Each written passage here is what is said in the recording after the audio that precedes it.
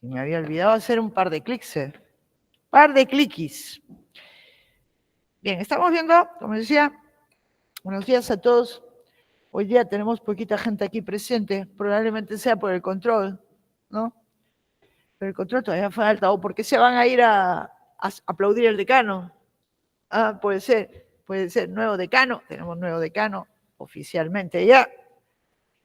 Y estábamos viendo el remate judicial como actuación enderezada a obtener el dinero debido, ¿no? Esa es la idea, ¿no?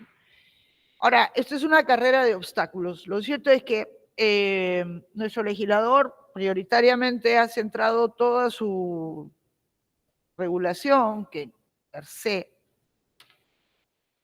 se es, no es precisamente completa, en este medio ejecutivo, dejando como subrogado, en caso de fracasar, ¿no? De fracasar, el de la adjudicación. O sea, la adjudicación es el plan B cuando el remate judicial no logra su objetivo, que es transferir el bien contra el pago de una suma de dinero para poder cumplir la función de la ejecución, ¿no? Que lo debido, cuando lo debido es dinero. Y lo vimos la semana pasada en los avisos, ¿no? En los avisos, estos que publica, ¿no? Que publica el REMAJU, que es este sistema de remate judicial electrónico administrado por el Poder Judicial, que si no concurren postores a primera convocatoria,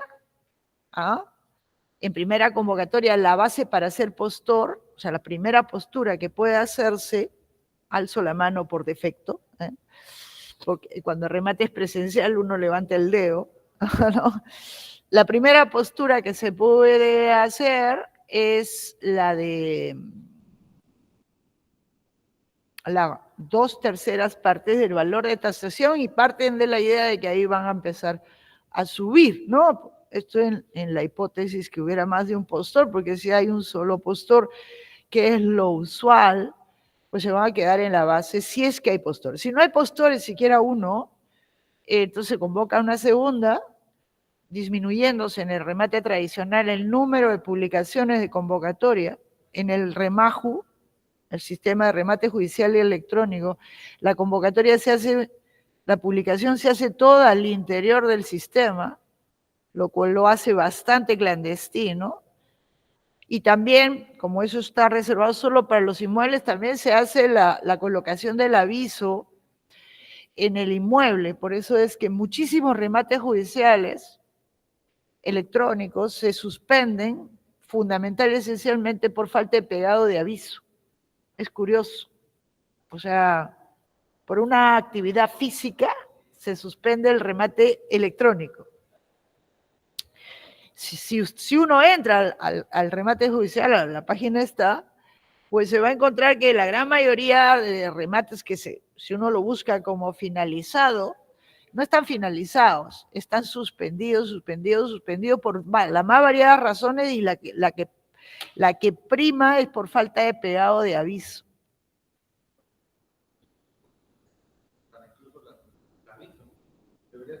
Claro, es que no cambiaron el sistema de publicidad.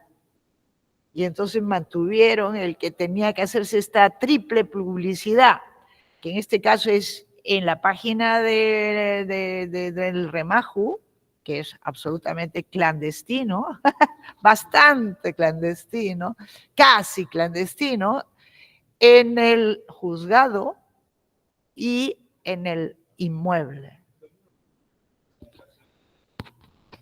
¿Cómo? Las notificaciones. Sí. De escritos, de resolución, se hacen por escrito, papel y también por la casilla. Sí, es que hay algunas, conforme a la ley orgánica del Poder Judicial, que es la que modificó, se fue modificada por esta ley que introduce la notificación electrónica, han sido reservadas como físicas.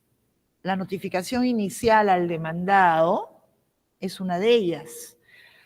la notificación de la sentencia es otra y no sé cuál más, no me acuerdo. Pero está en el 155A o B o C, una de esas. Y sin perjuicio de ello se hace también la casilla, pero la que vale, la casilla electrónica, la que vale es la física cuando se exige la física. La que vale en todo sentido y entre lo principal es respecto a los plazos, se trata de la sentencia de primera instancia, los plazos para apelar, ¿no? Y entonces, bueno, eso, bueno, es un largo discurso que nosotros deberíamos mejorar nuestro sistema de notificaciones. Pero en fin, lo cierto es que esta notificación, esta publicación, esta no es una notificación, esta es una publicación enderezada a animar a los postores. Ahora, yo no creo que nadie se anime con un sistema de publicidad tan parco como este o tan oculto como este, ¿no? Por eso hay tan poca tasa de postores. Si se lo pasan, si hay más postores, por ventura, hay varios postores, habría que sospechar por qué. ¿No? ¿Por qué hay tanto postor respecto de un bien? Ahí hay algo sospechoso. Bueno, y si tampoco concurre a la segunda, nadie le quitan el 15%. Bueno, en segunda se quita el 15%, en tercera se quita otro 15%, y recién si en la tercera no se logra rematar por falta de postores, recién se puede llegar a esta adjudicación. Esto lo vimos la semana pasada, ¿no es cierto? Recién podemos llegar a esta adjudicación que es por ese valor castigado, ¿no? Lo cual es pernicioso sobre todo para el deudor. Es perjudicial porque existe la mayor probabilidad de que que se impute lo que debe, o sea, lo que debe, la cifra en referencia sea menor a lo que se debe totalmente y siga siendo deudor. Por eso, antes de perfeccionar la adjudicación, tiene que hacerse la liquidación de intereses conforme a lo dispuesto, ¿no?, en el artículo 746. Entonces, el acreedor tiene 10 días para pedir la adjudicación y el juez tiene que disponer previamente liquidez conforme al artículo 746, ¿no?, previo a la adjudicación. Y ahí corre, se supone, a cargo del secretario de juzgado, que es lo que dice ahí, al secretario de juzgado, ni más ni menos, dice secretario de juzgado. Normalmente en el CPC se dice el auxiliar jurisdiccional, pero allí dice el secretario de juzgado, liquidar los intereses, costas y costos del proceso. Y entonces, esto es previo para luego, una vez liquidada esta suma, hacer la adjudicación por el valor ese de tercera convocatoria. Y aquí es bastante probable que sea el caso, salvo que se trate de un bien muy valioso que haya soportado ese castigo constante, ¿no?, de 3,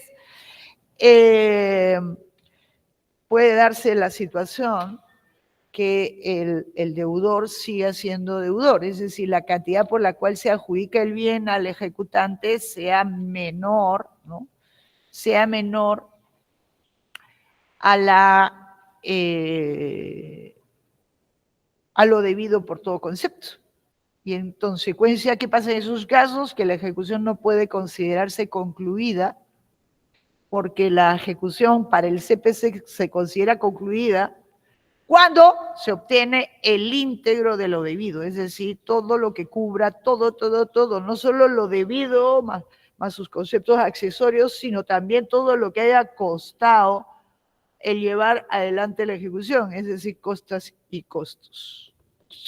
Y si en consecuencia todavía no logramos la finalidad de la ejecución, que es cubrir el íntegro, y entonces la ejecución deberá continuar, Si es que por ventura existen bienes, si es que por ventura no existen bienes, aquí habría que ser elástico y considerar que en estos casos funciona esa disposición que vimos, el 692A, ese que si no se encuentran bienes hay que llamar al deudor para que manifieste si tiene bienes libres que puedan ser enajenados, y si él diga lo que diga, también debería ser no tengo.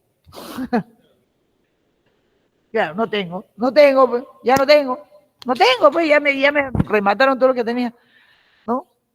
No tengo, debería declararse concluida la ejecución y no dejarla ahí pendiente vida eterna, amén. En todo caso, hacer esa cosa oprobiosa de mandarlo, registrarlo en el registro de deudores judiciales morosos. Pero eso es solo cuando él no lo hace. No, tampoco se ha previsto la circunstancia que el deudor diga, no, yo no tengo nada. ¿Ah? A ti. En general, ¿ah? En general. Ahora, esto es por lo tanto uno de los desenlaces cuando se llega hasta la tercera sin postores. ¿Qué es eso? ¿Qué quieren?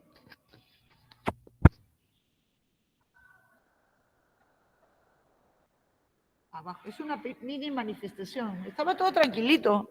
Estaba todo tranquilo. Hay una bullita ahí, pero ábrame un poco la ventana, porque no me gusta estar encerrada, ¿eh? La ventana. Ya que tenemos cerrada la puerta, abrimos la ventana, ¿no? Entonces, más o menos esto. El otro desenlace, lo que puede ocurrir es que efectivamente haya postores.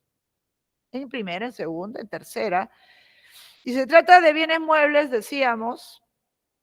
Están pensando en los bienes muebles materiales. En esos casos, como el remate se efectúa en el lugar donde se encuentra el bien, esa es la sede donde se va a hacer el remate, donde esté.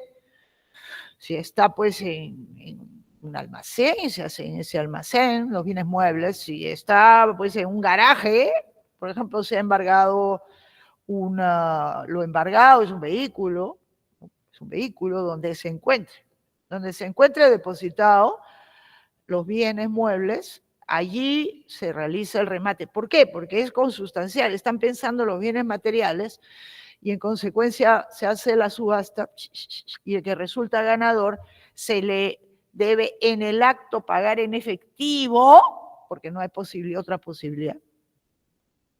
Porque ni hablar del cheque de gerencia, porque el cheque de gerencia se expide por una ventanilla de algún banco y en consecuencia tiene que ir con su maleta, ¿ah? Previendo más o menos cuánto voy a ofrecer, y tiene que pagar en el acto, o sea, entregarle la suma ofrecida al martillero, porque esto es exclusivamente el martillero, salvo en aquellos lugares donde no hubiera. El remate electrónico no funciona en el caso de muebles, todavía. Y entonces, en el caso de, se debe entregar el dinero al martillero en efectivo, cuando esto se hace por MIT, porque se ha hecho por MIT y probablemente se sigue haciendo por MIT, el martillero, ¿cómo hacían el efectivo? El martillero daba su cuenta. Claro, su cuenta. MIT, igual que nosotros.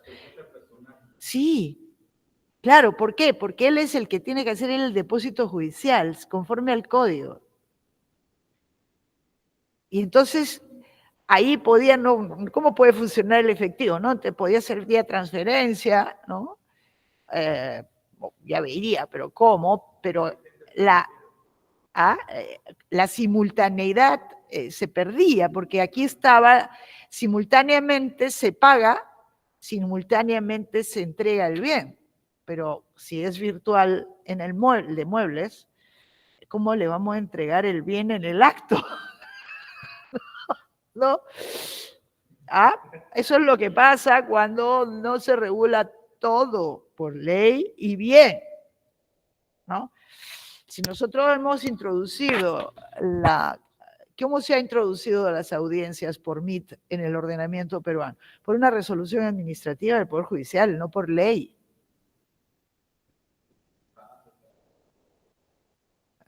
Sí, pero un momentito, pero las audiencias, el Código Procesal Civil sigue diciendo que las audiencias se hacen en el local del juzgado. Ah, ese es el lugar. Y entonces pasa lo de, bueno, emergencia sanitaria, en España, emergencia sanitaria, nos antecedieron 2 semanas, en realidad una semana, se dio un decreto ley, que es el equivalente a nuestro decreto de urgencia. Y hacían varios decretos leyes de Sánchez, ¿no? Que sigue ahí, es uno de los pocos que sigue ahí, ¿no? Que ha resistido después de la pandemia, ahí sigue, ¿no? Hay un paro de transportistas anunciado, ¿no? ¿Qué es? Mañana. No. Sí, mañana. ¿Por qué lo hacen miércoles? Debería ser jueves. ¿Por qué miércoles? Les ha gustado. La vez pasada también lo hicieron miércoles. Caramba, no, hicieron martes, jueves, lindos días. Lindos días. No, se les ocurre miércoles, que no tengo nada. No tengo nada, no tengo clase, no tengo que moverme. Bueno, en el caso de los muebles, se están partiendo de la idea de la presencialidad.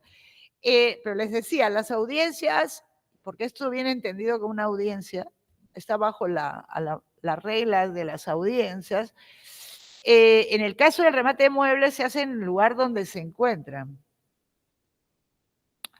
Pero si se hace por MIT, porque está autorizado por resolución administrativa para hacerse así, se quiebra un poquito toda esta idea, ¿no? de la simultaneidad, de la no solución de continuidad. Hago la mayor oferta, me declaran ganador, inmediatamente entrego el dinero que ofrecí, la diferencia entre lo que ya está depositado ante el martillero ahí, que puede ser en efectivo, peligroso, ¿no? O el cheque de gerencia. Y hago y le entrego, ahí no puede sino ser efectivo, aquí no funciona la bancarización, la regla de bancarización no funciona. Y inmediatamente se entrega, o sea, la idea, por eso esta idea de la materialidad de los bienes que se quiebra para los bienes inmateriales que no se sabe cómo hacer, debería hacerse en el local de juzgado, porque ¿dónde están las acciones? ¿Dónde están las marcas? ¿No? ¿No? ¿Dónde están? No están, o sea, pues son inmateriales.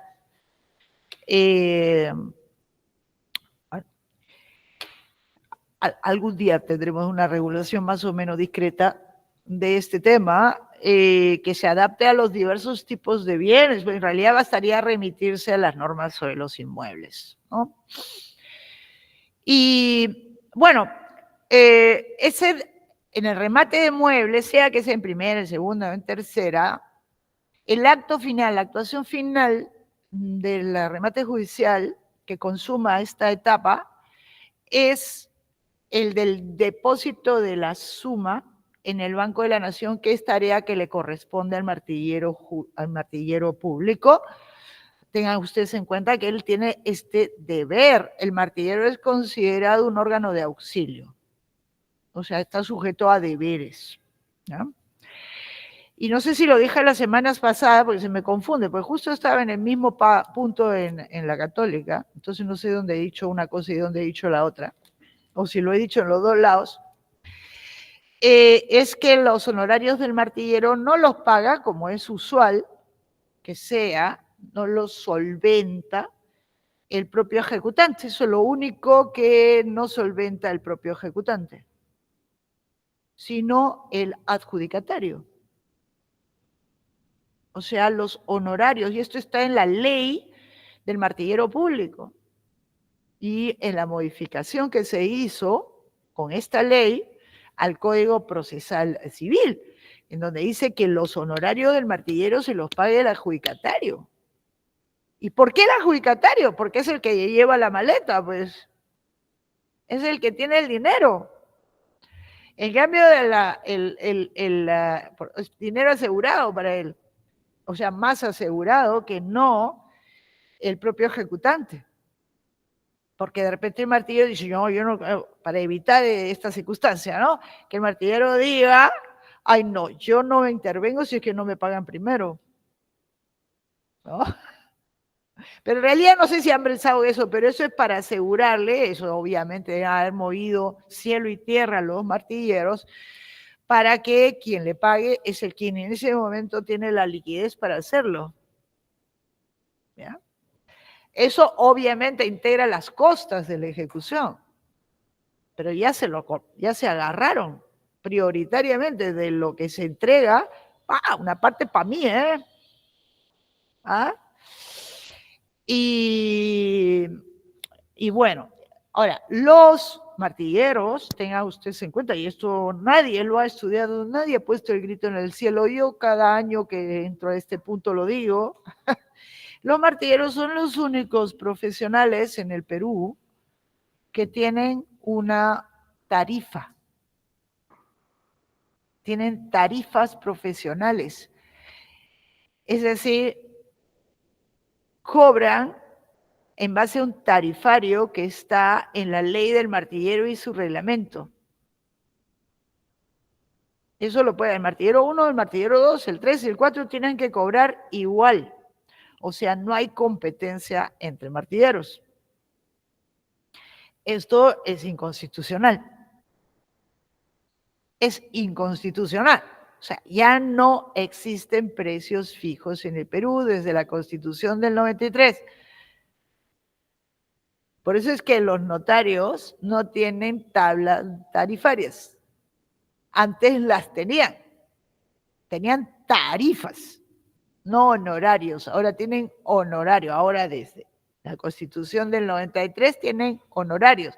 Y un notario de un sitio cobra cada notario cobra lo que considera que debe cobrar por sus servicios. ¿Ah? Y así cualquier profesional. Pues estos profesionales del martillero, de los remates, son los únicos que tienen una tarifa que va en función de lo obtenido y en porcentaje, ¿no? O sea, tienen una suma fija por, entre comillas, honorarios, pero en realidad son tarifas. Y tarifas fijas, ¿no? Fijas.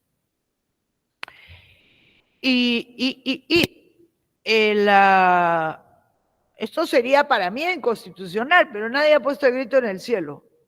Nadie ha puesto el grito en el cielo en eso. ¿Qué más? Bueno, entonces, téngalo en cuenta que cada vez que interviene el martillero público y hay adjudicación, cuando no hay adjudicación para él es la desgracia total, pues, ¿no? La desgracia total, porque no va a cobrar, no tiene quien cobrarle lo que ha hecho. ¿Ah?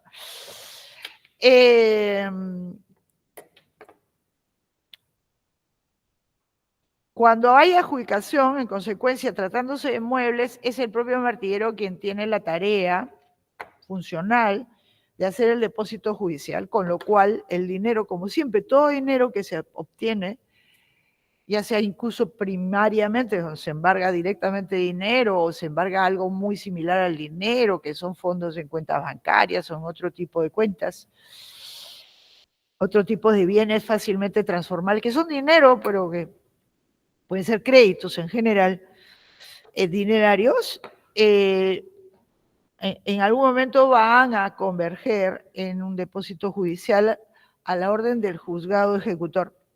Siempre es así, siempre.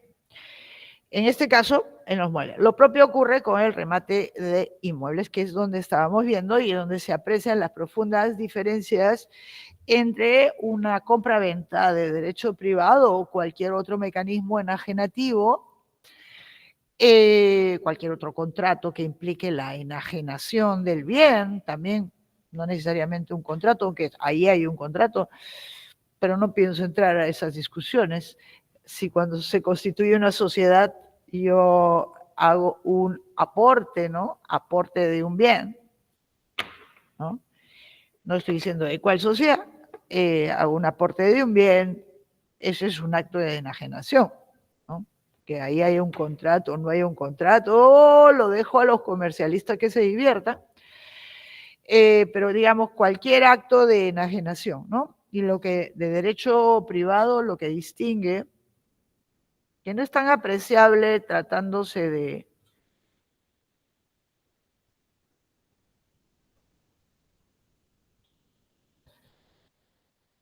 Espérense que vamos a compartir lo más bonito.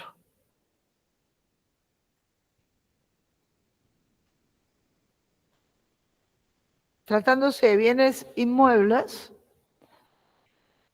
y en parte se aplica esto también a bienes muebles registrados, pero en parte es el hecho de que tenga que emitirse un auto de adjudicación. Pero, por ejemplo, para el caso de los vehículos, el momento traslativo es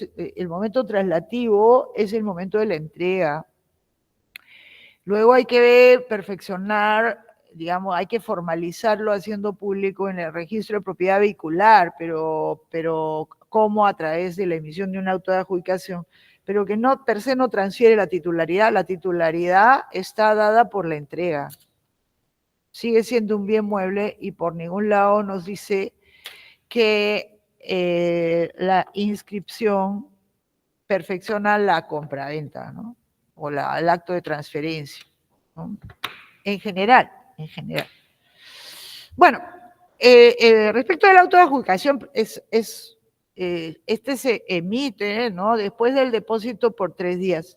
El depósito, después de que se realiza el remate en primera, segunda o tercera, y hay postores, no importa cuál, y hay uno que resulta ganador, y este tiene que depositar la suma ofrecida, la diferencia en realidad entre lo que ya ha depositado y la suma ofrecida, en el micro plazo de 3 días. Debería ser 30 días, ¿no? Más o menos sería razonable que fuera 30 días, o que se estableciera pues una escala, ¿no? Si sobrepasa determinada entidad, tiene que ser el plazo mayor, ¿no? Eso es lo que hace que no cualquiera pueda ser postor, porque tiene que contar con el líquido, ¿no? Con el dinero líquido para, si resulta, para la eventualidad que resulte ganador, pueda en 3 días hacer un depósito de, estamos hablando de los inmuebles, ¿no? O sea, vamos a poner $50,000, $100,000, a veces muchísimo más, ¿no? En soles, pero sumas cuantiosas que tienen que hacerse. El depósito siempre, depósito judicial, a nombre del juzgado, siempre es todo dinero confluye a un depósito judicial, a la orden del juzgado, con la correspondiente expedición del certificado de depósito judicial. Ahora, un tema que no traté la semana pasada, pero no quiero dejarlo de lado antes que me olvide, es qué ocurre si el postor ganador es el propio ejecutante. Recuerden que el ejecutante puede ser postor y la única diferencia que establece la ley de manera explícita es que él no tiene que hacer el depósito para ser postor. No necesita hacer el depósito para ser postor. Y no lo necesita porque se parte de la idea que este es un depósito caucional, que él no va a ir al remate para fastidiar, ¿no? Y frustrarlo, quebrar la subasta, ofreciendo una cifra quizá astronómica para luego no depositarla. No. Entonces, ¿qué ocurre? ¿Cuál es el tratamiento si es que el postor ganador resulta ser el propio ejecutante? Aquí viene el problema de la lagunosidad de nuestra regulación, que no ha dicho nada al respecto, porque le repito, la única diferencia en lo que es escrito por la ley es que él no tiene que hacer este depósito. Si él es el adjudicatario, tendrá que depositar la suma ofrecida, que es la total, ¿ah? Dentro de los 3 días. Pues sobre eso no existe respuesta explícita en nuestro código. Algunos jueces con cierta fantasía aplican la regla de la adjudicación, pero esta que acabamos de ver. O sea, primero dispone liquídese lo debido y después emite el auto de adjudicación sin requerir el pago. Claro, porque es el ejecutante. Miren ustedes lo ocioso, el ejecutante es el que tiene derecho a recibir el dinero. Él tendría que, acaso, depositar el dinero para que luego se lo dé. Pues esto es lo que hace la gran mayoría de órganos judiciales, dado que el código no establece nada y para no entrar al territorio siguiente, que es qué pasa si es que no se deposita en 3 días, ¿no? Que es, si no se deposita en 3 días se declara la nulidad del remate. Para que esto no pase, con prohibiéndole participar, ser postor nuevamente, ¿eh?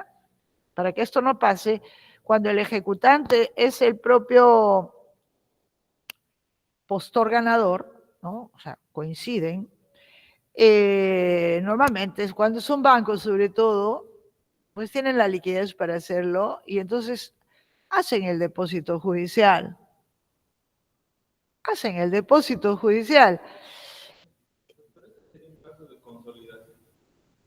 Debería, no tanto de consolidación, es de compensación, debería pedirse que se compense. ¿Por qué? Porque yo he asumido, vamos a ponerlo en términos de crédito, ¿no? Porque estoy adquiriendo el bien, pero a su vez yo soy acreedora. Entonces habría que compensar, pero eso requeriría una regla expresa que dijera, tratándose del ejecutante, se procederá a liquidar antes de emitir, o sea, o en todo caso, norma de remisión, se procederá conforme a las reglas de la adjudicación en pago. Que es medio perversillo, pero tiene una diferencia, que él ha hecho una oferta. Pero claro, o sea, pero en cambio en la gran mayoría de casos, los jueces obligan a los ejecutantes postores a hacer el depósito. Entonces, para no perderlo, hacen el depósito. Sobre todo si es una entidad bancaria, cuenta con la liquidez para hacerlo. Total, entra por aquí y después me lo recupero, ¿no? Después me lo recupero, pero es ocioso. Es ocioso. O sea, lo que él debería poder pedir es que la suma ofrecida se compense con lo debido, totalmente procediéndose a la liquidación. Eso es lo que debería haber, una disposición especial, sensata, o en todo caso una norma de remisión, porque la situación no es igual, pues, no es igual a la adjudicación en pago, como lo llama nuestro código, porque la adjudicación en pago, vamos a releerla, presupone que no haya postores, ¿no? Si en tercera convocatoria no hay postores, a solicitud del ejecutante podrá adjudicársele directamente el bien por el precio base de la postura que sirvió para la última convocatoria, que es la tercera. Si el adjudicatario no deposita aquí, bueno, aquí pasó también, que como esto fue reformado en 2004 y se volaron algunos párrafos. Si el adjudicatario no deposita, dice el 744, no deposita el exceso dentro del tercer día notificado con la liquidación prevista en el artículo 746, que es de donde se infiere que antes de disponer la adjudicación, ¿no?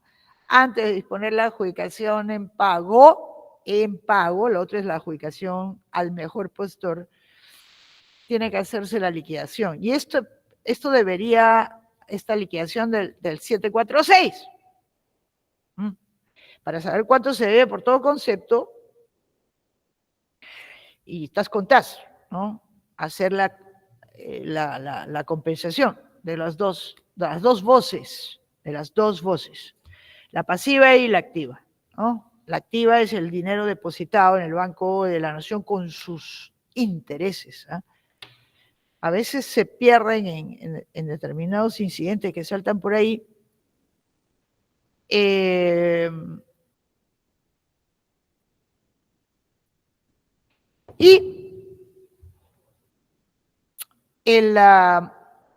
Lo cierto es que si es el postor, es el propio ejecutante, postor ganador es el propio ejecutante, debería tener un tratamiento diferenciado, pero el código no lo ha hecho, por lo tanto, uno se corre, si es que no deposita dentro de los 3 días, se corre el riesgo de que se declare la nulidad del remate. Y entonces muchos acreedores, para no correr este riesgo, hacen este depósito. Y este jueguito, ¿no? Si es que cuentan con la liquidez, ¿no? Pero ya digamos que está dentro de las reglas de juego, ¿no? También para el ejecutante, que tiene que tener, si quiere ser postor, pues tiene que contar con la liquidez para hacer esta operación. Pero a mí me parece ociosa. Y revela que lo poco pensada que está en la regulación del CPC. Yo lo entiendo en los orígenes, pero después no se ha corregido. Incluso cuando se hicieron las correcciones, ¿no? Las correcciones en el año 2004, cuando generalizaron la intervención de Martillero, y luego con el remate judicial electrónico pudieron aprovechar para dar una regulación un poquito más enriquecida, con más vitaminas, ¿no? Vitaminas y minerales, y no. Lo dejaron tal cual. Y de hecho el remate judicial electrónico para los inmuebles emula el remate físico. La única diferencia es que el martillero es sustituido por un software. Por eso los martilleros pusieron el grito en el cielo, ¿no? Pusieron el grito en el cielo. Pero emula todo, o sea, las reglas de juego son las mismas. La primera convocatoria es las 2/3 partes del valor de tasación, la segunda convocatoria es reduciendo el 15%, y tercera reduciendo otro 15%, y si no se logra el remate judicial, pues regresa al juzgado, el juzgado tiene que volver a disponer tasación, ¿no? Si no se pide la adjudicación, nueva tasación, y comenzamos nuevamente este círculo que puede ser realmente infinito, ¿no? Una espiral al infinito que va, se repite y se repite y se repite y se repite. Podría ser idealmente hablando, ¿no? Hasta que finalmente el ejecutante en tercera convocatoria pida que se le adjudique por el valor depreciado, ¿no? Depreciado, castigado, forzadamente castigado. Bueno, hecho el depósito judicial, recién ahí se abre la casilla, si lo pensamos así, para que el juez emita el auto de adjudicación, que tratándose de inmuebles siempre es necesario. Siempre es necesario. Este auto de adjudicación ha sustituido lo que en el Código de 1912 era la escritura pública de adjudicación, que era realmente un acto inútil, porque se compelía al deudor para que otorgara la escritura. Pero si él no era el vendedor, él no estaba vendiendo, ¿para qué lo compelía? Y a la postre, quien terminaba, así se ponía, en rebeldía, ¿no? Intervenía el juez en rebeldía del deudor. Pura ficción, ¿no? Que es ese tema que se trata justamente, ¿quién vende? ¿Es el deudor el que vende? ¿A través de quién? ¿No? Esos son los grandes temas discutidos sobre qué cosa es un remate judicial, sobre la venta judicial, quién es el que enajena, ¿no? Es importante determinar quién enajena. Pero esto ha sustituido, y quien enajena es el propio juez. ¿Y por qué enajena el juez? Porque es parte de su chamba, es parte de su función como juez o ejecutor, como órgano ejecutor, que es el que hace esta lo que los italianos llaman expropiación forzada. Forzada porque es contra la voluntad del propietario ejecutado, forzadamente enajena porque es parte del procedimiento. en el ejercicio de sus propios poderes. No son poderes derivados ni del deudor, ni del propio acreedor, que jamás los tiene, ¿no? Y ahí están todas las discusiones, si se actúa en representación de quién, ¿no? El juez actúa en representación, o luego, como decía el Carneluti, que fue evolucionando en administración y cosas así.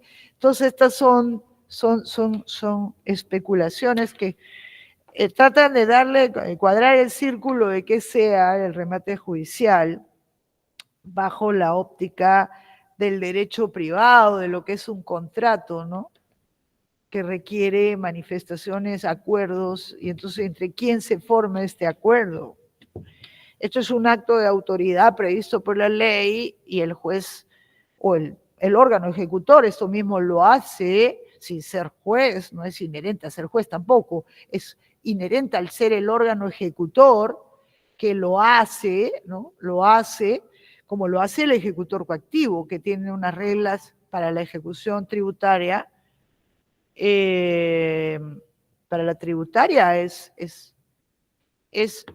tiene una cierta regulación parecidísima a esta, propia, es propia pero igualita a la del Código Procesal Civil, la del Código Tributario, y la ley de ejecución coactiva se rige por el CPC en esta parte, ¿no? Entonces un ejecutor coactivo, digamos, por asuntos no tributarios o en materia de tributación municipal, aplica el 739 y emite el auto de adjudicación por el cual transfiere la propiedad del bien al adjudicatario postor ganador y produce estos efectos. Esta resolución, a su vez, ¿no?, dispone que se levante todo gravamen que existe sobre el bien, ¿no? Todo gravamen es la palabra que aparece acá. Recuerden que en el aviso no dice gravamen, dice afectaciones. En realidad se refieren a lo mismo, ¿no? Es todo gravamen, pero ¿qué debemos entender por todo gravamen? En realidad, todo gravamen es desde que nació el bien, la vida inmobiliaria del bien, desde la primera de dominio, desde el inicio, desde que adquiere vida inmobiliaria, todos los gravámenes que existan, todo se borra, todo. Todo se borra. Todo se borra, pero debemos entender qué son los gravámenes. ¿A qué se refiere esto? Porque yo no lo hubiera puesto ya a estas alturas de mi vida, hay que ponerlo, ¿no? ¿Qué se cancela? Se trata de inmuebles, hipotecas, embargos, inscripciones de créditos tributarios que se pueden inscribir y dan prelación en el crédito respecto de lo que se obtenga en el bien. Eso se cancela. Todo lo que haya. Todo. Y eso es lo que más pone en evidencia la diferencia con un contrato de derecho privado, ¿no? Un contrato de derecho privado, el que fuera, que implique la enajenación de un bien, pues se enajena con todos sus cargas, sus gravámenes, todos sus pasivos, ¿no? Y esto no ocurre en esto, porque esto está hecho para que el bien ingrese al patrimonio de otro libre de responsabilidades patrimoniales. Es decir, libre de responder por obligaciones distintas del nuevo titular. Esa es la idea. ¿Y esto por qué? No es algo que deba ser así, no, es algo que es conveniente que sea así para estimular la participación de los postores, que no vienen estimulados para nada porque tampoco se les dice. ¿Por qué? Porque cuando se hace el aviso no es que se dice, este bien tiene estos gravámenes o estas afectaciones. En realidad el código dice afectaciones, pero ahí es cargas y gravámenes, de las cuales se va, con el remate, se van a limpiar estas. ¿No? No lo dice. Eso sí está en el aviso italiano, porque eso no es, en la convocatoria italiana se dice claramente qué se queda y qué no se queda, qué se va, porque el postor tiene que saber, porque es parte de lo que puede llevarlo a la decisión de participar como postor. Claro. Y también lo que no se pone en el aviso es la situación posesoria del bien, que es otro elemento que puede condicionar la participación o no participación de un postor. Si el bien se encuentra en poder del propio ejecutado, o se encuentra en posesión de un tercero indeterminado, ¿no? Eso tiene que saberlo. Tiene que saberlo el postor, porque él está adquiriendo un inmueble, ¿eh? Esto es para los inmuebles, y tiene que saber cuál es su situación posesoria. En ningún lado se dice cuál es la situación posesoria. En España, una de las tantas cosas que se le llama al ejecutado es para, respecto a los bienes embargados, que manifieste cuál es la situación posesoria. Él mismo. Si él lo posee, si lo posee otro, ¿no? Si está arrendado, ¿no? Este tipo de cosas. Hay que prever, no digo que copiemos los españoles, pero algo particular en Italia también, en la situación posesoria se pone, porque es un ingrediente fundamental. Nada de esto se informa, incluso en esa forma clandestina, cuasi clandestina. Bueno, la orden, ¿y qué más? Transfiere la propiedad libre de gravámenes. Lo único que se mantiene es la medida cautelar de anotación de demanda, porque así lo ha decidido Juan Monroy, y ahí se ha quedado. Si hay una anotación de demanda, esa no se cancela, no importa cuándo se haya hecho, ahí se queda clavada. ¿Ah? Y luego viene esto que sigue, se cancelará las cargas y derechos de uso y disfrute, que es un agregado del 1069, eso originalmente no estaba. Se lo agregaron pues a Bregú y la Mamore, escrito al estilo Abregu Lamamore. Y van a crear un estilo, ¿no? El estilo. Es el estilo 1069, o sea, muy mal escrito, que dice: las cargas o derechos de uso y o disfrute que sean inscritos con posterioridad al embargo o hipoteca en materia de ejecución. La idea es correctísima. O sea, hay dentro del mismo rubro, si esto a nivel registral es el mismo rubro, cargas y gravámenes. ¿Ya? Cargas y gravámenes. Se llama así. Pues no todo cargas y gravámenes se cancela integralmente. Solo los gravámenes. Pero entonces, en realidad debió decir hipotecas, embargos y lo demás. O sea, a todo lo que implique una responsabilidad.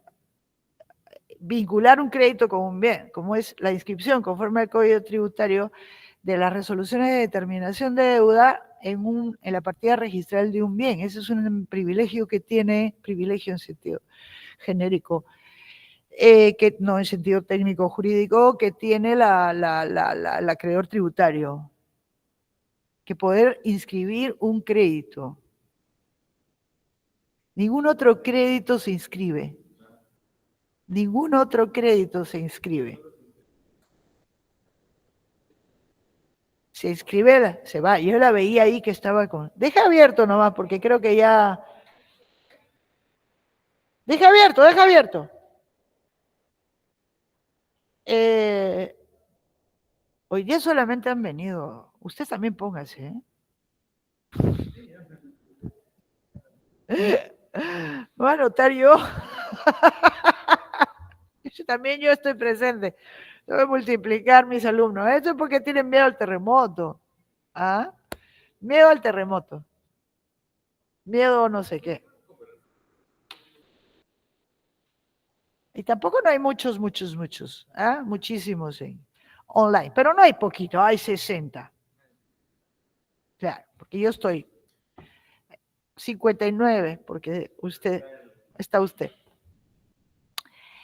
Bueno, debería ser, porque no son muchas las cosas que se inscriben, ¿no? Lo que se cancelan todas para que el bien pase libre de responsabilidades patrimoniales al patrimonio justamente del nuevo titular.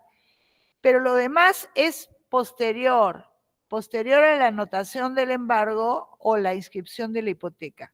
¿Y de qué actos estamos hablando? Dice las cargas o derechos de uso o disfrute. En realidad es todo lo que entra, lo que serían derechos de uso, derecho de usufructo, uso, habitación, servidumbres. Incluso, aunque eso da lugar a la apertura de una nueva partida, derecho de superficie. Derecho de superficie. O sea, si yo inscrito el embargo, ha logrado anotar el embargo, antes de, vamos a ver, en vida registral, ¿no? Porque eso lo trataremos al tratar de las tercerías, se ha inscrito el embargo, ¿no? Inscrito el embargo antes de que se constituya el derecho de superficie y que se proceda, porque cuando se procede a eso, se abre una nueva partida sobre la propiedad superficiaria. Eso se cancela. Se cancela. ¿Ah? Por lo tanto, están todos los derechos reales menores, pero yo diría que hay que cancelar todo. O sea, está mal que haya limitado solo a las cargas o derechos de uso. También se escriben, los contratos de arrendamiento, ¿no? Que está en el listado de lo inscribible, cuando ustedes hagan registrar, lo van a ver. Todos estos derechos reales menores, pero en realidad toda inscripción posterior al embargo debería ser cancelada. Anotación e inscripción posterior al embargo deberá ser cancelada. ¿Por qué? Porque el bien viene enajenado, como dice el BOVE, justamente en virtud de esta disposición.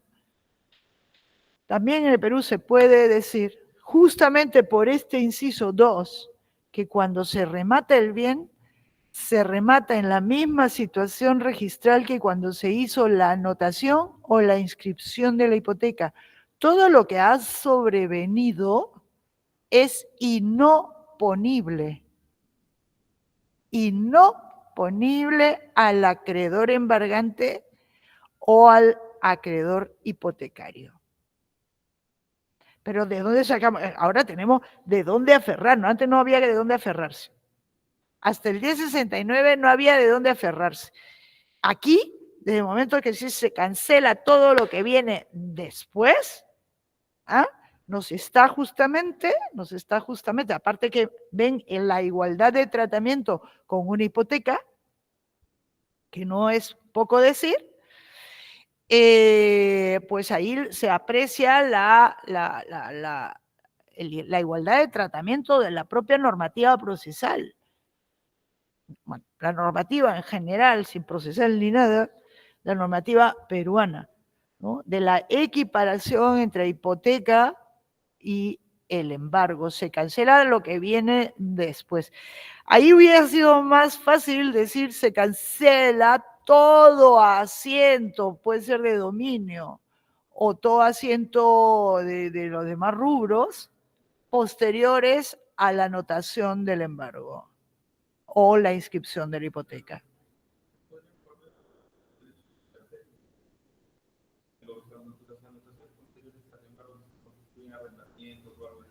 Sí, claro, son ineficaces, ¿eh? Como si no se hubiera inscrito.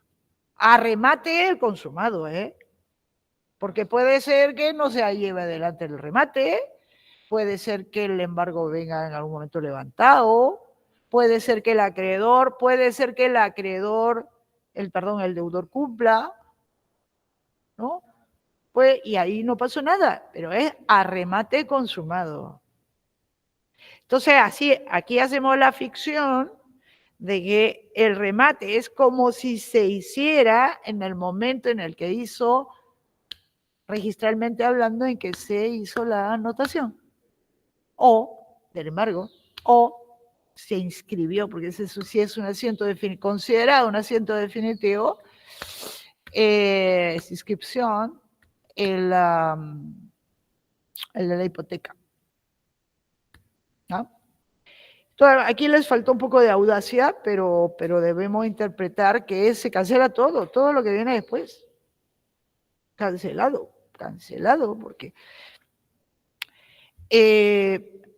porque es así. Y no hay que hacer ninguna diferencia, y justamente aquí está para la base normativa para ello de la anotación del embargo con la inscripción de hipoteca. Está equiparándolo igualito. Desde el 2008 tenemos esta base normativa que nos sirve de ayuda para entender qué se genera cuando se produce la anotación del embargo, que es un tema divertido, que es lo que fue escrito en el 7º pleno casatorio, y veremos en la tercería. Al tratar de la tercería, que es esa resolución pues, francamente deficiente y decepcionante.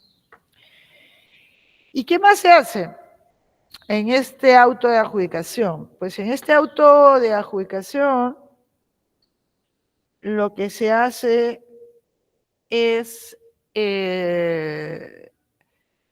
disponer que se proceda a la entrega del bien a la adjudicataria, ¿no? Bajo apercibimiento de lanzamiento. Esto es algo propio, ¿no? También para incentivar, ¿no? Para incentivar a los postores a que participen porque digamos, también se van a preocupar la ley, se preocupa el sistema, se preocupa de que también puedan entrar fácilmente en posesión del bien, ¿no? Pero esto es en tanto y en cuanto si el bien está ocupado por un tercero que no es el ejecutado, se haya notificado el mandato ejecutivo al ejecutado, a este tercero, si no, no se puede aplicar. Y esto en la generalidad de los casos, siempre hay un tercero que posee el bien que no lo han notificado. No lo han notificado, sobre todo en la ejecución común. No hay posibilidad de que lo notifiquen porque recuerden el problema del embargo, ¿no? Del bien que está en su cuaderno cautelar y ahí se quedó y no hay forma de coordinar. En la ejecución de garantías, el mandato debe notificarse también el bien, pero debería ser con un destinatario concreto. El tercero no es el tercero NN, tiene que ser el Juan Pérez, el que sea, ¿no? Así que esto normalmente no es una ventaja del remate judicial, porque normalmente el remate judicial, por obra de los propios ejecutados, los ejecutados lo que hacen es colocar a un sujeto tercero, que es el que da la cara, ¿no? Es el que da la cara, y no se puede llevar adelante el lanzamiento porque a mí no me han notificado. ¿Dónde está la notificación? ¿Y dónde está la notificación? ¿Ah? Y por lo tanto esto queda en la nada y no es una ventaja. Y este auto también dispone que se expidan los partes que es título suficiente para inscribir la respectiva adquisición. ¿Qué es lo que le digo? La gran ventaja de con este código recién hicimos este paso en términos generales, es algo que ya se había escrito en un decreto legislativo, no me acuerdo el número, del decreto legislativo que crea la hipoteca popular. Es uno de autoría de cuando estaban en plenos amores Alan García con Hernando de Soto, o sea, el gobierno de Alan García con el Instituto Libertad y Democracia de Hernando de Soto, que él pues andaba con la ley, impulsando la ley de simplificación administrativa y el registro de predios en pueblos jóvenes y la correspondiente hipoteca popular. Y entonces allí se reguló una ejecución especial de hipoteca popular, que se la hizo aplicarle también a la hipoteca común. Y ahí se había regulado que no era necesaria la escritura pública, sino que bastaba un auto del juez para transferir la propiedad. O sea, ahí comenzó, para ser honestos, ya la eliminación de la escritura pública, que era realmente una actividad superflua, porque superflua y perturbadora en cuanto al entendimiento de lo que ocurre en un remate judicial, en cuanto a su naturaleza, qué cosa es, ¿no? Al qué es. Y porque forzadamente pues se quería una escritura pública traslativa bajo la ficción de que quien estaba trasladando era el propio deudor, el ejecutado, y no era así. Eso ya comenzó a verse en este decreto legislativo, que no me acuerdo si es 85, por ahí, de la ley de hipoteca popular, que es la que le viene después de la creación del registro de pueblos jóvenes, o de asentamiento, no me acuerdo cómo se llama, que luego viene incorporado al sistema de registros públicos, ¿ah? Después, al registro de predios, más adelante. Y por lo tanto, bueno, este es suficiente para transferir, no se requiere de nada más. Este es un paso que también ha dado en España. En España, hasta la ley de enjuiciamiento del 81 también era necesaria la escritura pública, y con la ley del 2000 se hizo también para el proceso civil, que se emite una resolución del juez que es título suficiente para la inscripción. Esto en realidad ellos lo toman de las ejecuciones especiales administrativas, ¿no? Que ya se había dispuesto eso. Y es un poco la línea, ¿no? ¿Para qué sin intervenir un notario para aquí? Si tenemos ya la autoridad pública que lo puede hacer, ¿no? Es superfluo, es un gasto, disminuye los costos de transacción. Pero sobre todo es superfluo, ¿no? Es superfluo. Y la pregunta es, ¿desde cuándo se produce la transferencia de la titularidad? Es desde el momento en que viene notificado, porque esto sigue siendo una resolución judicial. Las resoluciones judiciales producen sus efectos cuando vienen notificadas a las partes. Y por lo tanto, a partir de ese momento, ¿no?, que viene notificado al adjudicatario, en mi concepto, se produce el evento traslativo, que es importante a los efectos de la teoría del riesgo. ¿Quién sufre la pérdida del bien, ¿no? Y antes de ello, el bien sigue siendo de titularidad del ejecutado, ¿no? Y por lo tanto, él sufriría la pérdida. Sufriría la pérdida si por ventura se produce el terremoto más largo que el sismo del domingo, que me asusté brutalmente. No, hacía tiempo que no me asustaba así. ¿Ah? No, fue fuerte. 30 segundos, lo que pasa es que una cosa así parece que durara más de lo que dura. Claro, comparado con lo de ustedes de haber estado así pequeñines, el de ya estaba en este mundo, no lo sé, el del 2007, chiquillos, el 2007, 3 minutos, fue 3 minutos. Claro, que estaba lejos, entonces primero se oyó el ruido, aquí fue de golpe, porque era aquí cerquita, de golpe se produjo el zamacón sin oír previamente el ruido, que es lo que a uno, al menos anímicamente, le prepara, ¿no? Lo ponen alerta, dice, ¿tengo que correr o dejo pasar? ¿No? ¿Qué tengo que hacer? ¿Qué tengo que hacer? Ese fue brutal, ¿ah? Ese fue brutal. Ese fue el que dañó acá a la facultad. Se produjeron montones de grietas.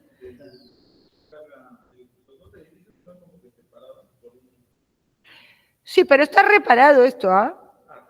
No, lo han reparado. Yo lo he presenciado, ¿no? Que esto ha sido ajustado, no, ya esto resiste, esta es una muy buena construcción, años 60, y aparte ha sido reforzada las estructuras, así que no, además no es un edificio muy alto, y puede caerse, pues los adornos, eso sí, los adornos, eso es cierta parte es estética, para un sismo fuerte, pero esto no, aquí no creo.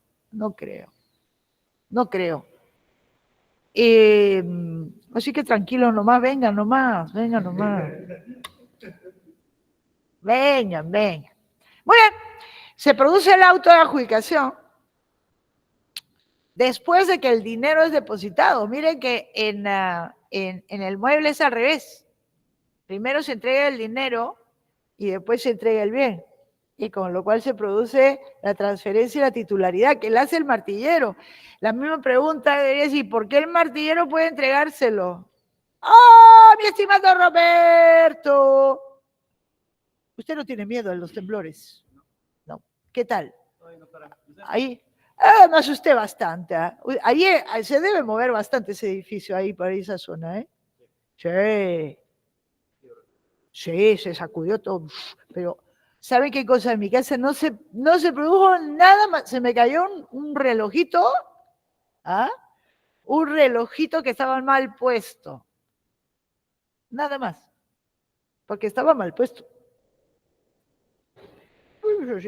Ni los libros ni se movieron. ¿Ah? Eso está bueno. Pero que se zamaqueó. ¿Ah? Me asusté. Yo estaba en la escalera subiendo del primer piso al segundo y nunca había agarrado algo en la escalera arrancando, ¿no? Pues es el punto más débil de una casa, el que más se mueve, porque abajo está vacío. Está vacío. ¿No? Entonces, parto de la idea que está bien construida. Es de esta misma época, mi casa, igual que la facultad. No, se construían bien en ese entonces. Sí, construían bien. Y esto, como les decía, ha sido reforzado, así que tranquilos nomás. No pasa nada. Aquí el problema es si el aula no está como esta, o sea, vacía. Y están todos y viene un temblor. Ahí es donde pues hay que comportarse con calma, porque lo primerito que hay que abrir es ahí, que no se abre solo. Sí, estas puertas sí son una ratonera, son peligrosísimas. Esto deberíamos, yo siempre, todos los años, cuando las clases eran normal, antes de la pandemia, y venía pues toda la mancha los primeros días. Después se empezaba a ralear. Y entonces venían hasta acá, así como están ustedes, pero se ponían acá adelante porque estaba todo lleno. Aquí al costado tenía el costado. Sentía el pánico de ver esa puerta. Y se ponían al costado de la puerta. No. Ustedes tienen que dejar así, porque si viene un sismo, tienen que encontrar una ruta de salida. Pero eso ya no lo he vuelto a ver. No lo he vuelto a ver. Se va. Listo. Usted a verlo, Roberto. Gracias. Entonces, miren ustedes cómo tratándose de inmuebles, primero se deposita el dinero y después se emite el auto de adjudicación. ¿Ah? Bueno, también pasa lo mismo, debo decir. Ahora, ahora he dicho es diferente, pero en realidad es lo mismo. Primero se paga en inmuebles, primero le damos el dinero y después se le entrega el bien. En realidad sí es la misma secuencia. Y eso pone cuándo se produce, ¿no? Es con la resolución. Pero esto motivado, ya que estamos hablando en registro público, que entren a veces en cortocircuito hace un tiempo. ¿Por qué? Porque ellos tienen que levantar las hipotecas antes de que se haya pagado al acreedor hipotecario. O sea, la hipoteca se levanta, sea que el ejecutante sea el acreedor hipotecario o sea que sea otro acreedor. Que no necesariamente puede ser el segundo hipotecario, pero la primera hipoteca se cancela también, sin que eso signifique que se va a pagar al acreedor algo, al acreedor hipotecario 1 o al primer embargante o el que sea, ¿no? El que tendría preferencia conforme al orden de ingreso al registro. Y eso siempre ha motivado ciertas perplejidades entre los registradores, porque decía, se cancela la hipoteca sin que esté cancelado el crédito. Y de hecho nadie puede asegurar que esa suma obtenida sirva para satisfacer a todos estos acreedores que se les ha cancelado el respectivo gravamen en el registro.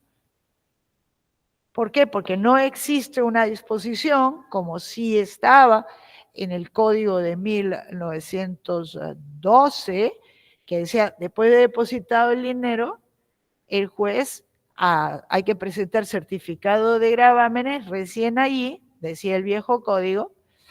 Aquí todavía no se cancelaba nada.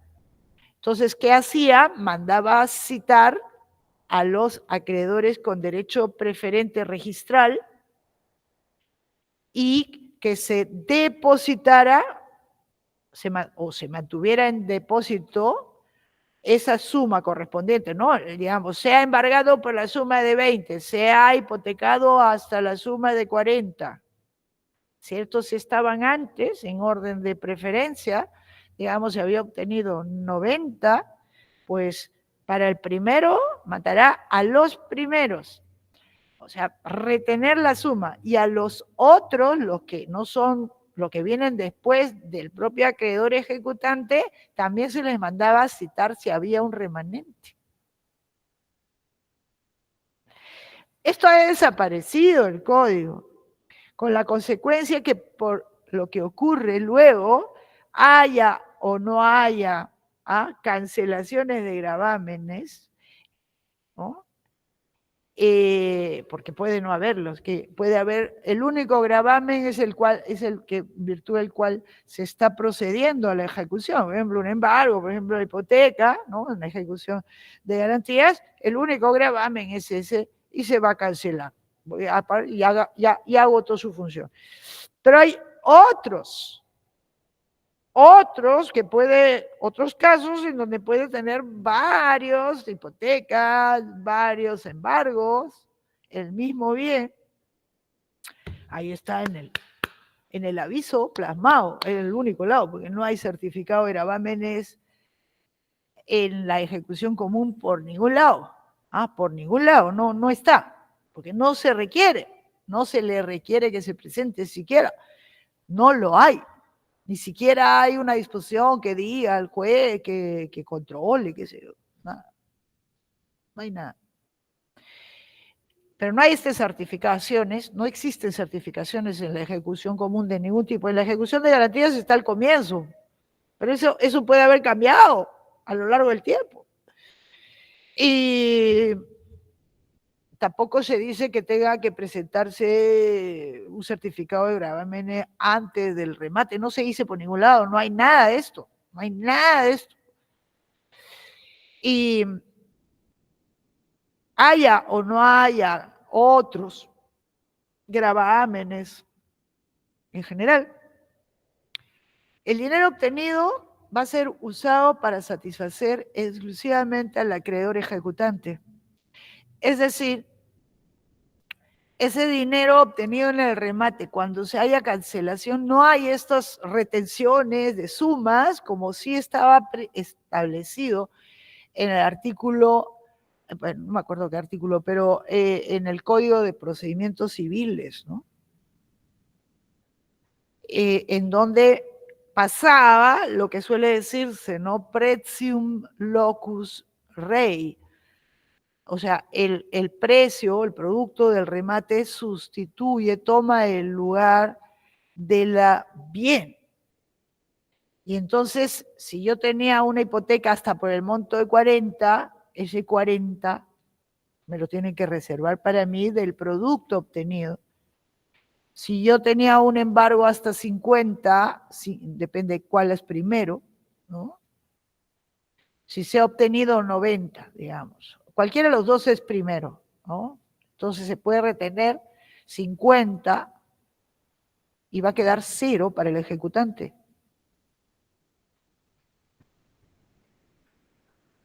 Cero para el ejecutante. O sea, ese es un ejecutante que se ha lanzado con un bien que estaba preordenado a la satisfacción de otros créditos. Pero esto en el Perú, desde el año 93, no se hace. Y entonces, porque no está dispuesto. Entonces, ¿qué tiene que hacer un acreedor? Debería ser notificado. Lo vimos al tratar del artículo 690, segundo párrafo, que los otros acreedores, estos a los que se cancela, no se les notifica el inicio de la ejecución. En la ejecución de garantías se tendría el elemento para hacerlo, porque por lo menos en el certificado de gravámenes aparece quiénes son en ese momento. Pero no hay ningún otro dato más. O sea, aquí habría que ajustar muchas cositas para que esto pueda funcionar, este efecto liberatorio pueda funcionar. Este efecto purgatorio del inciso 2 del artículo 739 tiene sentido, ¿no? Tiene sentido cuando estos sujetos, ¿no? Estos sujetos son advertidos o no, o está preordenada, como era en el viejo código, que cuando tuviéramos derechos preferentes derivados del registro, pues no había necesidad de molestarlos durante todo el desarrollo del proceso, sino al final de la ejecución, antes de proceder a pagarle al ejecutante, verificar si había acreedores preferentes registrales y simplemente retener las sumas y por el saldo pagarle al ejecutante. No sé, y decirle, mire, aquí está su platita, tranquilo, no se desesperen. Y ahí sí se producía el efecto purgatorio, recién en ese momento. Recién en ese momento. ¿Por qué? Porque el dinero había ocupado el lugar del bien. Y no eran perjudicados para nada los terceros preferentes o preferencias derivadas del propio registro, ¿no? Nada. Pero esto ya no pasa, ¿no? Ya no pasa desde hace 32 años y entonces no se les advierte, el efecto este se produce y lo más probable es que el acreedor se entere que ya no es acreedor hipotecario o que su embargo se lo volaron cuando ya es muy tarde. O sea, ya se hizo, y entonces, ¿qué hacer? Pues nada, póngase a llorar, no puede hacer nada. No puede hacer nada para evitarlo, para revertir. Puede hacerse, siempre hay algo que hacer, pero nada fácil, digamos, no es nada fácil. Entonces, esto no debería producirse así, esto requiere una serie de garantías para que este efecto se produzca así, que es que sean auténticamente advertidos, para que puedan ellos hacer valer sus derechos. Lo veremos la próxima semana, no la próxima, la subsiguiente semana, porque la próxima semana hacemos la oposición del ejecutado, el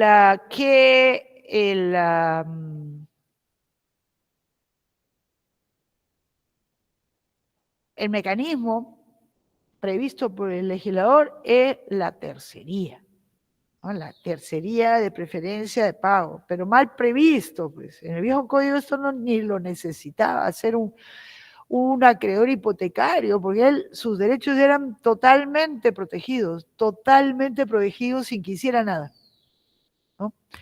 Muy bien, este es un tema candente, digamos, que se produce, ¿no? Esta cancelación de gravámenes es una de las grandes fallas del Código Procesal Civil, no porque yo estoy en desacuerdo con el efecto purgatorio. El efecto purgatorio es bueno para incentivar a los postores a participar, pero siempre que se tomen algunas previsiones para que no sea un medio para burlar los derechos de terceros.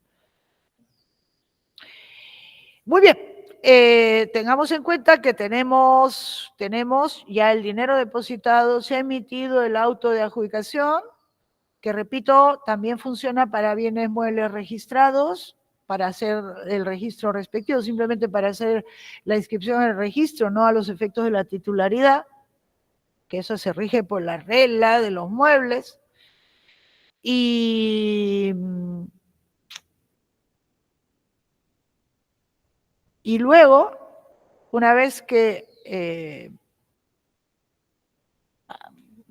se ha emitido el auto de adjudicación, atención que es un auto, es susceptible de ser apelado, debería procederse a la emisión de los partes, pero la emisión de partes está bajo la condición de que quede firme este auto y normalmente los ejecutados lo apelan simplemente por fastidiar, para perder tiempo, y y fastidiar un poquito, un poco a todos, simplemente para perder tiempo. Entonces, no se pueden expedir partes porque aquí funciona la norma del registro general. Huele a pescado frito. ¿No? ¿Sí? Es que comienzo a tener hambre, creo. Que se empieza, o sea, la regla general de registros públicos del reglamento es que no se puede inscribir resoluciones judiciales que no estén firmes.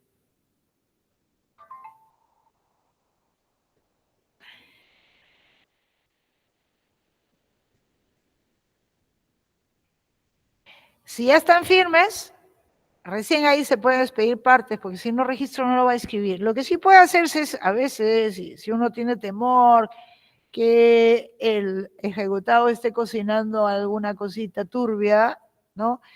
Es pedir la anotación preventiva, nada lo impide, del auto de adjudicación. Nada lo impide porque nosotros tenemos un sistema de medidas cautelares abierto.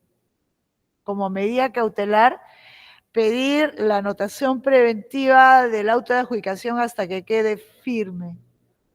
Sí se puede, sí se puede. Porque muchas veces eso lo hacen los ejecutados para inscribir título de dominio, fastidiar, complicarle la vida al adjudicatario.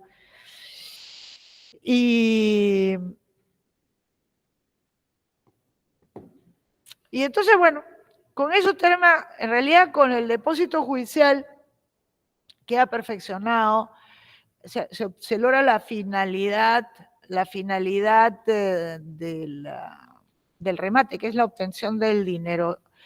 Y como decía hace un ratito, la obtención del dinero siempre se plasma, esto ya lo vimos, ¿no es cierto? Si es que no, el adjudicatorio no paga, se declara la nulidad y se vuelve a convocar, se declara la nulidad y se vuelve a convocar el que había terminado con la adjudicación, ¿no?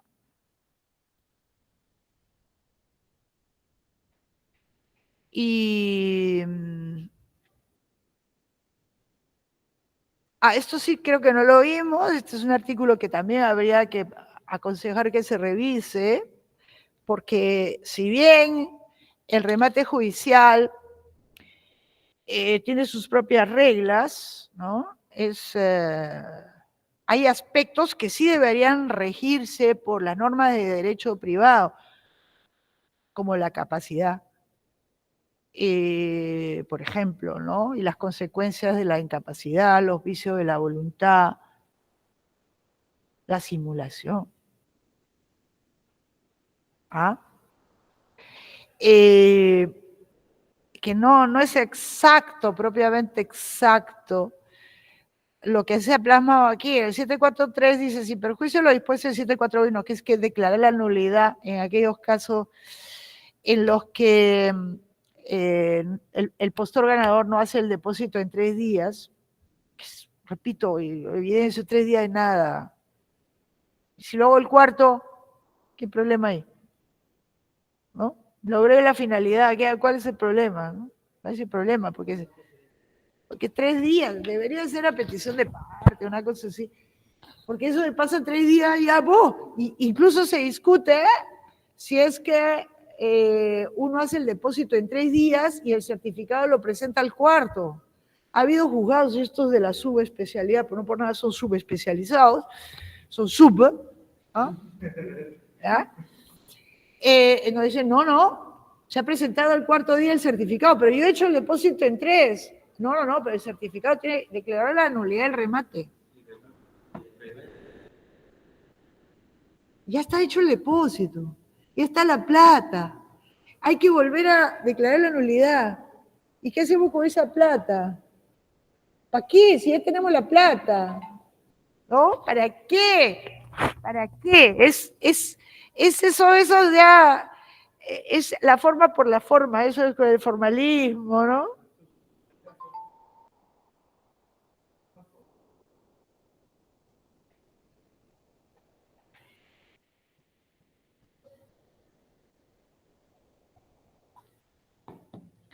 Así es.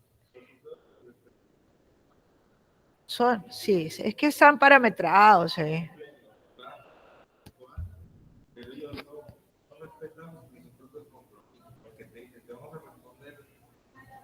Con resolución tal día y nunca lo hacen. Se tiene un mes esperando. Sí, claro, espérate, pero uno, sí, 3 días, pero 3 es un absurdo, pero si ya lo deposité, ya está depositado, ya tiene, la función del remate es obtener el dinero ya está ahí. ¿Por qué vas a declarar? No hay nulidad si el acto logra su finalidad. Eso no lo digo yo, está en el código, es el principio finalístico. Y entonces no es posible, pero lo hacen. Lo mismo debería pasar si yo lo hago el 5.º día. Pues está fuera de plazo, pero ha logrado su finalidad. ¿Cuál es la finalidad del remate? Obtener dinero, pues el dinero ya está ahí a disposición. Bueno, entonces, pero esto merecería pues una ajustada. Y también merece una ajustada esto, ¿no? Mejor la silenciada. La nulidad del remate solo procede por aspectos formales, dice. Y se interpone entre el tercer día realizado. No se puede sustentar la nulidad del remate en las disposiciones del Código Civil relativas a la invalidez o ineficacia del acto jurídico. ¿Por qué? ¿Por qué? ¿Por qué? ¿Acaso le hemos puesto una regla? No, eso solo por los aspectos formales y en 3 días. 3 días. ¿Cómo que en 3 días? Sí. Sí, está equivocado esto. Está equivocado. ¿Por qué? Inclusive lo que vimos eso de los que están inhabilitados para ser postores. ¿Qué pasa si un inhabilitado, un prohibido participa? ¿Cuál es la norma? Eso es la regla de la simulación, ¿eh? La que entra en juego. Pero según aquí esto no se puede. ¿Ah? Bueno, es absurdo. Es absurdo. Es absurdo. Por eso esto debe ser ajustado. Ajustado. Muy bien, tenemos el dinerito y vamos a reiterar. En general, tenemos ya el dinero que ha confluido, ¿no? Está depositado en el Banco de la Nación. Seamos hoy día positivos y vamos a determinar que el dinero obtenido, ¿no?, es un buen dinero, dinero suficiente para satisfacer al acreedor, pero primero hay que verificarlo. Cada vez, ¿no?, cuando se llega a este momento, y este momento se llega, vamos recapitulando, cuando se haya embargado directamente dinero, cuando se haya embargado créditos dinerarios, obviamente, créditos dinerarios, y se le haya ordenado al acreedor hacer los depósitos judiciales respectivos. Tenemos a la orden del juzgado, tenemos el dinerillo. Cuando se haya hecho el depósito judicial del remate de bienes muebles por parte del martillero o cuando el adjudicatario en los inmuebles, que es lo único que hay, ¿no? No hay más disposiciones. Pues ahí tenemos un depósito, una suma a la orden, depositada en el Banco de la Nación, a la orden del juzgado. Entonces, ¿qué hay que hacer? Estamos ingresando al momento final de la ejecución. Final.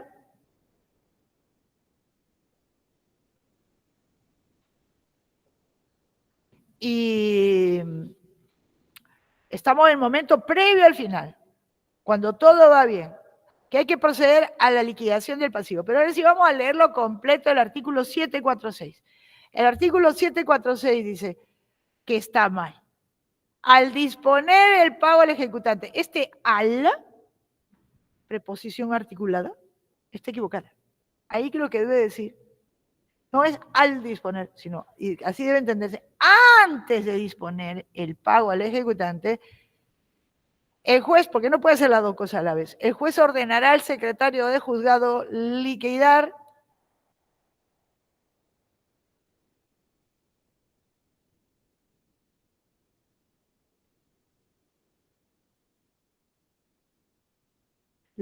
esto, ¿no? Liquidar todo, intereses, costes y costos. Es antes de disponer. Antes de disponer el pago al ejecutante, el juez dispone que el secretario liquide. ¿Para qué? Porque hay que saber cuánto es todo lo debido. Una vez presentada la liquidación, es chamba, es tarea, es función del secretario juzgado. Hay jueces que designan peritos para liquidar intereses. No saben. No saben contar. Ni siquiera tienen una tablita de Excel para llenar simplemente los campos. Eso debería ser tener a su secretario que sabe hacer eso, ¿no?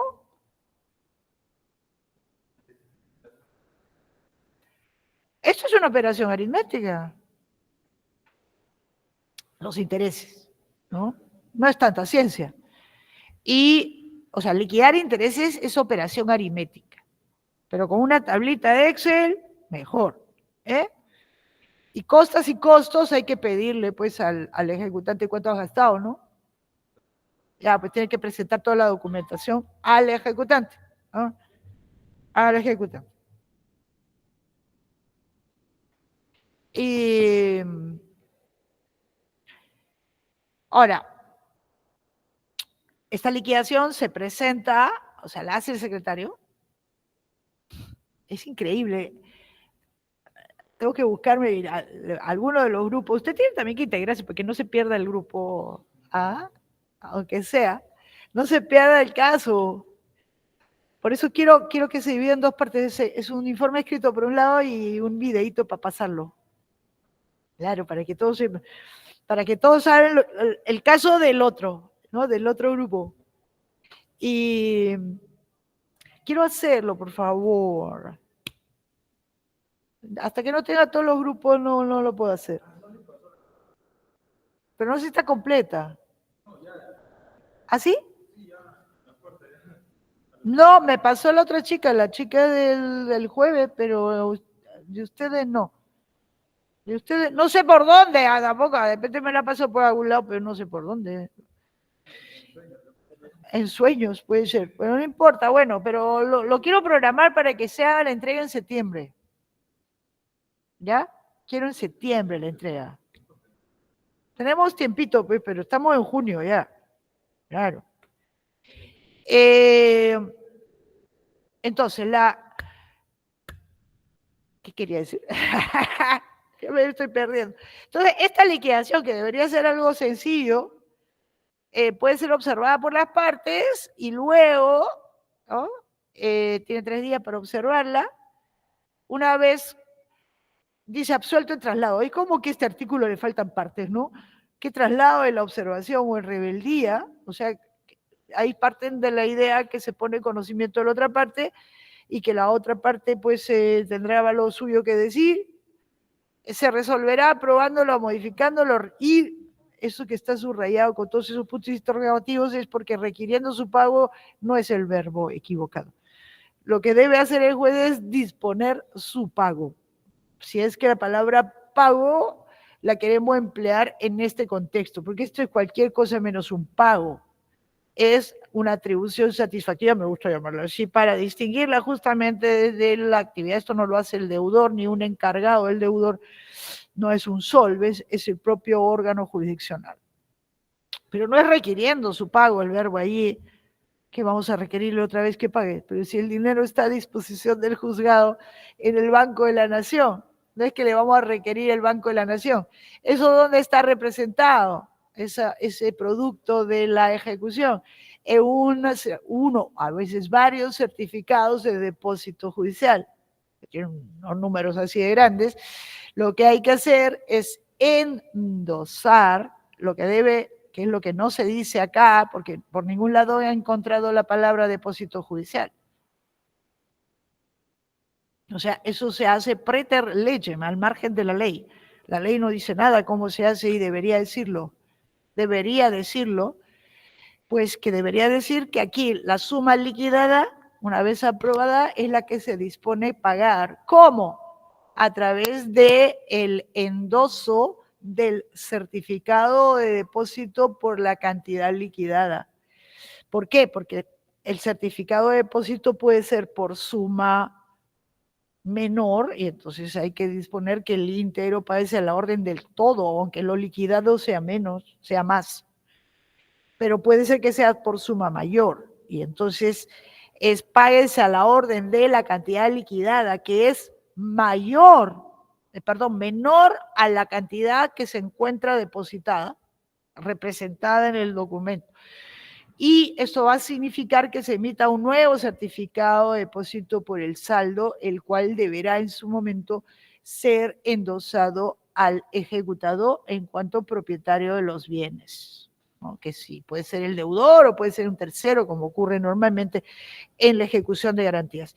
Ahora, cuando todo va bien, el endoso del certificado de depósito es por la integridad de la suma debida y depositado.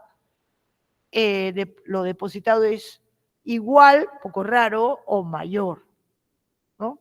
Normalmente será mayor, en cuyo caso la ejecución ha sido exitosa. Este es el momento, el endoso del certificado, porque ahí írselo a cobrar ya es problema del ejecutante.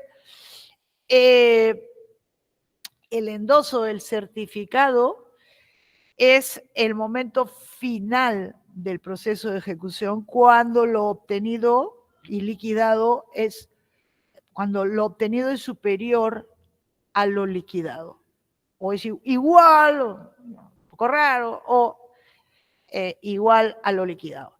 Caso contrario, la ejecución no se considera terminada y se debe seguir adelante, como les mencionaba hace un ratito, que es lo mismo que ocurre cuando se adjudica el bien al ejecutante por un valor inferior a lo debido.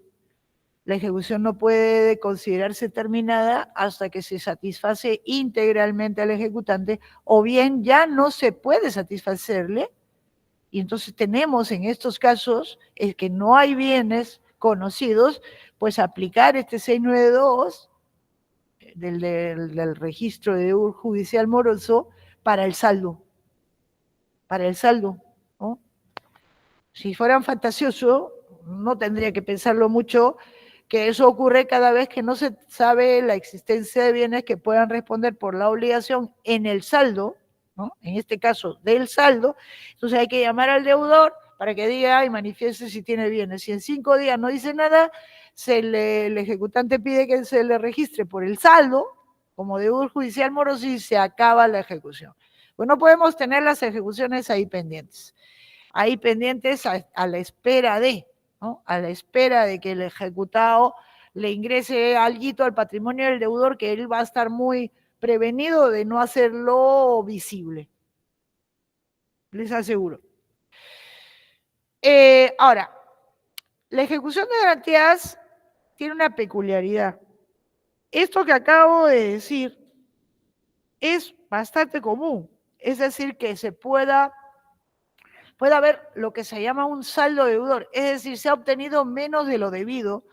¿Por qué? Porque obtuvimos más de lo debido, pero por encima del obtenido de lo que responde el bien. Recuerden que una constitución de una garantía real, en particular la hipoteca, requiere el monto de gravamen, que es el monto del gravamen, es el máximo, cuantitativamente hablando, que responde ese bien por determinada obligación. Hasta constituye hipoteca hasta 500. Obtuvimos 700, pues esos 200 de más no están respondiendo por esa obligación, salvo que se hubiera logrado embargarlos, lo cual no se puede hacer durante el desarrollo de la ejecución. No se puede hacer. Ese es el gran hándicap de la ejecución de garantías. El gran hándicap, que es una ejecución cuyo objeto es exclusivamente la enajenación del bien dado o de los bienes dados en garantía. Entonces, es perfectamente casi fisiológico que una ejecución de garantías termine, o sea, después del remate no se haya logrado satisfacer integralmente no se haya obtenido lo suficiente para satisfacer por todo concepto al ejecutado. Oh, Fernando, ¿qué tal? Justo estoy por acabar. Tengo 5 minutos para que tengan 10 minutos, 15 minutos. Exacto. Exacto, sí, aquí tengo una multitud. Y allá va aumentando, ¿no? Porque quieren estar online. Sí, sí.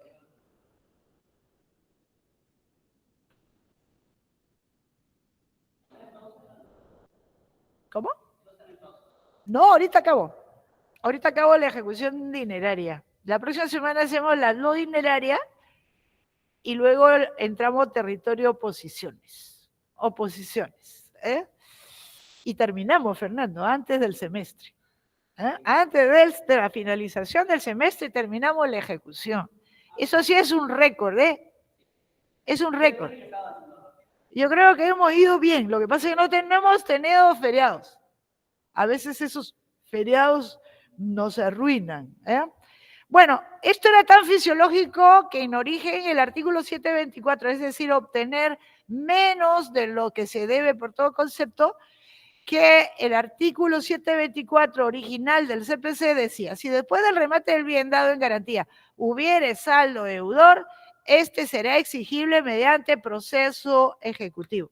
Es decir, la ejecución de garantías, a diferencia de la ejecución común, no podía tranquilamente terminar con la no satisfacción total del ejecutante, sino solo parcial.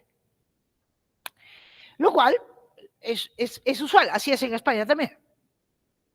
La ejecución es especial para enajenar solo, exclusivamente ese bien. Pero ¿qué pasa? Pasa que el 1069, que ha hecho tantas cosas maravillosas en este mundo, modifica el 724 y le introduce, atención con la temporalidad, que es junio del 2008. Está cumpliendo sus 18 años, ¿no? Su mayoría de edad. 17 años, ¿sí? Es del 2008, ¿eh? Ah, cierto, estamos en el 25, 17. Yo ya estoy en el 26, ¿ah? Ya estoy en el 26. Si después le cambia el texto y le dice, si después del remate del bien dado en garantía hubiere saldo deudor, mismo supuesto, se procederá a la ejecución dentro del mismo proceso, conforme a lo establecido para las obligaciones de dar suma de dinero. ¿Qué ha querido decir con esto? Ha querido decir, ¿qué quería decir? Que no es necesario iniciar un nuevo proceso, sino que se puede continuar. Ya, ¿cómo? Embargando otros bienes, incluso el saldo, ese saldo que sobrepasaba, pero no podía imputarse, no podía utilizarse para satisfacer al acreedor. El monto de la garantía era 500 y obtuvo 700. Se liquidó la deuda y la deuda es de 900. Ya, el bien responde solo hasta 500, aunque se hubiera obtenido mucho más.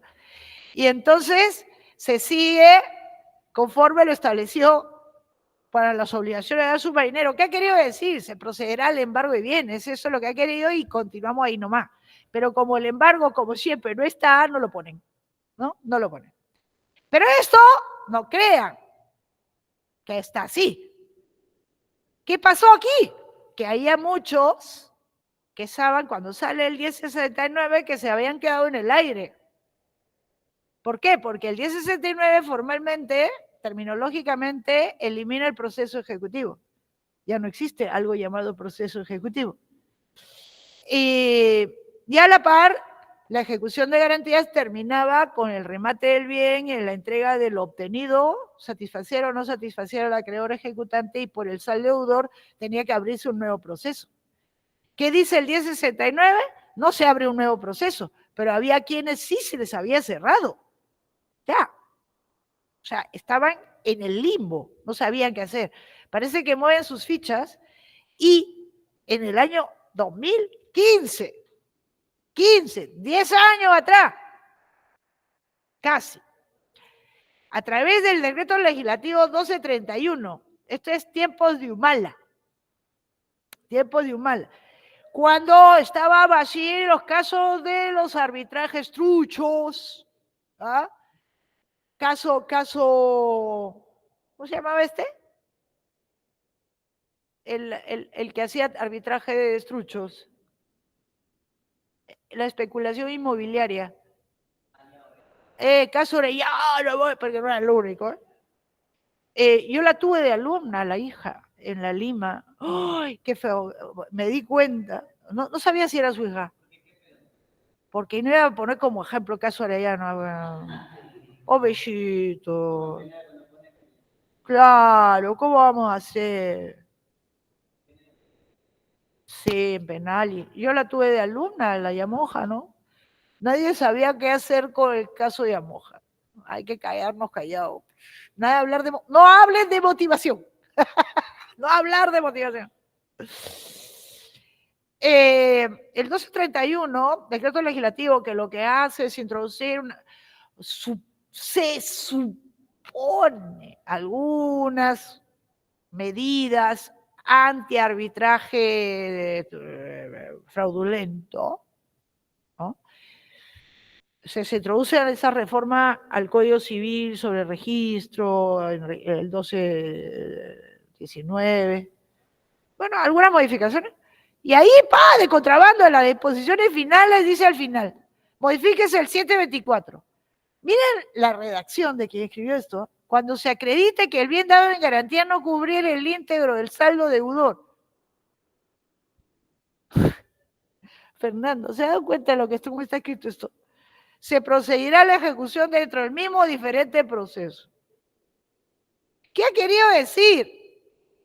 Ha querido decir que siempre será posible abrir un nuevo proceso para esos que se quedaron en el limbo. Esto es una norma específica para los que se quedaron en el limbo cuando se da el 1069, ¿no?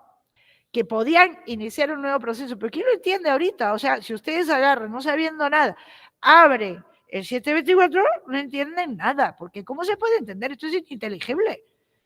Cuando se acredite que el bien dado en garantía no cubriera el íntegro del saldo deudor, ¿de qué saldo deudor están hablando? ¿Cuál saldo deudor? ¿Qué es eso? Entonces hay que entender que esto es lo mismo, no es que es un párrafo agregado.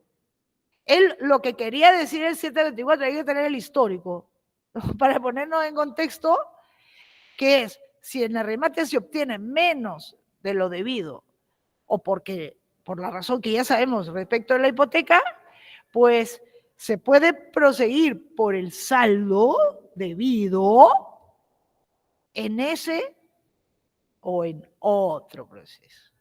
Punto. Eso es todo lo que quiere decir. ¿Ah? O sea, tiene que ser interpretado conforme a eso. No sé si esto es una interpretación legítima, pero es la única forma de entenderlo. ¿Ah? Sí, puede ser, ¿no? Pero tampoco está expresada. Tampoco está expresada. Esa es la interpretación histórica. En base a los textos. Y la brutalidad realmente, la brutalidad de quienes escribieron esta disposición complementaria, que en realidad es simplemente revela que mal, que no entendemos nada, se entiende muy poquito, ¿no? Y que mal se escribe, Bueno, entonces, en la ejecución de garantías, moraleja, si no se obtiene todo lo debido a través del remate bien dado en garantía, ad libitum, el ejecutante puede pedir que continúe la ejecución bajo la regla de la ejecución común, que presupone que se pida siempre como medida cautelar el embargo de bienes de haberlos. Si no los hay, pedirá pues, qué nombre viene, ¿no? Con todos los fracasos que pueden haber. Pero también puede, nadie lo va a hacer así, iniciar un nuevo proceso, pero no sabemos cuál será el título, ¿no? Iniciar un nuevo proceso por el saldo, el título debería ser la resolución judicial que establece que hay un saldo deudor y ordena su pago, ¿no? Ese debería ser el título. algo así, como se entendía que era durante la vigencia del texto original del 724, pero era título ejecutivo, atención, no ejecución de resolución. Muy bien, entonces con esto la ejecución dineraria termina cuando se hace pago íntegro al ejecutante. Y si eso no se puede, se terminará ignominiosamente con la declaración de deudor judicial moroso. Así hay que interpretarlo. No puede quedarse vida eterna, amén, una ejecución pendiente por falta de bienes necesarios para poder enajenar y poder satisfacer al acreedor ejecutante. Naturalmente también termina cuando se adjudica los bienes en pago, es la expresión del código, que es la atribución satisfactiva del bien, la adjudicación, perdón, satisfactiva del bien al ejecutante. Y si por el saldo, si no cubre el íntegro debido, vale lo que acabo de decir. O se prosigue con otros bienes, o se intenta buscar otros bienes a través de los propios dichos del ejecutado y según su desenlace deberá terminar con la declaración de conclusión por falta de bienes y la inscripción como deudor judicial moroso al tipo este, hasta que mejore su situación. ¿Ah? Mejore su situación. Y con esto damos por terminada la ejecución dineraria. Y vamos a nuestra pausa. Vamos a detener la grabación.